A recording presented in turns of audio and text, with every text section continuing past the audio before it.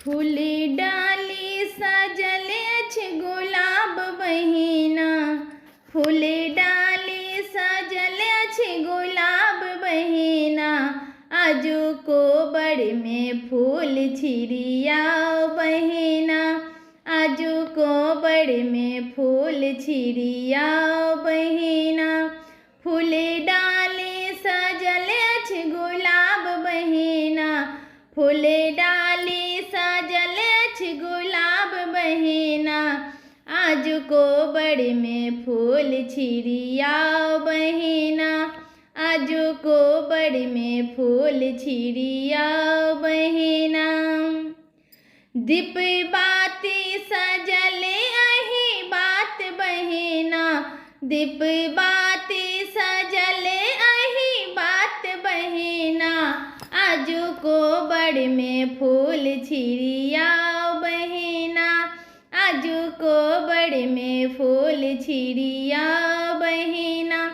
लोढ़ल कुसुम फूल चंपा चमेली बहिना, लोढ़ल कुसुम फूल चंपा चमेली बहिना।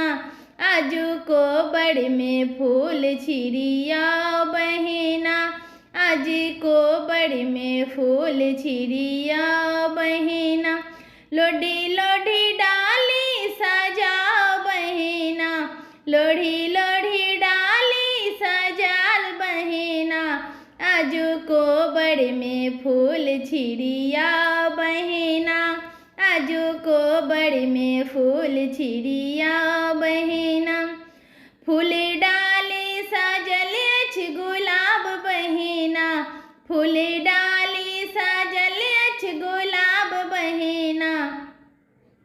आजू कोबर में फूल छिड़ियाओ बहिना, आओ कोबर में फूल छिड़ियाओ बहिना। जाहि जूही अछि भरि पानि पथिया, जाहि जूही अछि भरि पानि पथिया। लोढ़ल लाल गुलाब बहिना, लोढ़ल लाल गुलाब बहिना।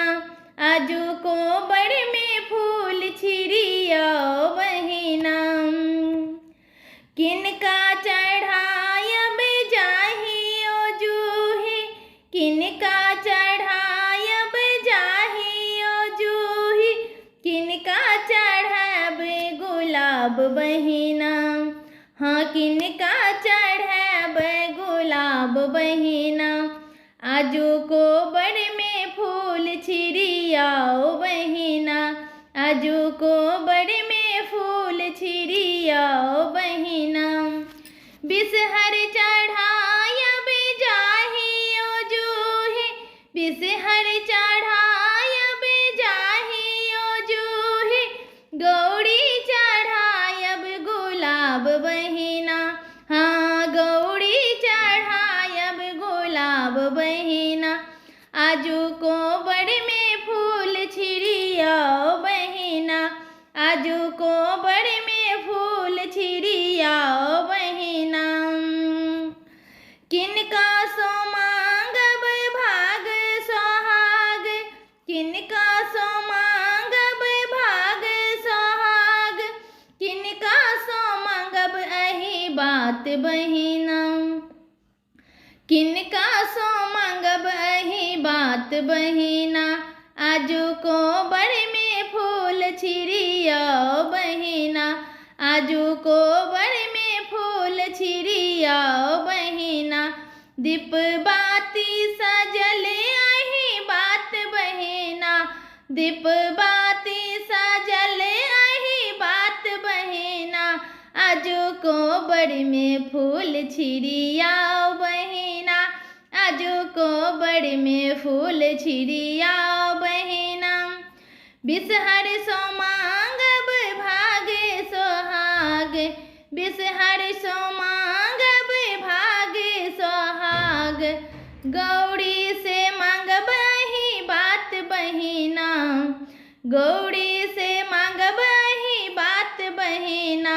आजू कोबर में फूल छिड़ियाओ बहिना, गौरी से मांगब अहि बहिना आज को बड़ में फूल सिरियाओ बहिना दीप बाती सजल अही बात बहिना दीप बाती सजल अही बात बहिना आजो को बड़ में फूल छिरियाओ बहिना। थैंक यू, धन्यवाद। अलग अंदाज में एगो फूल छिरे के गीत सुने लो, निक लगत तो कमेंट करके जरूर बताएब। चैनल पर नया है चैनल को सब्सक्राइब करब, लाइक करब। धन्यवाद।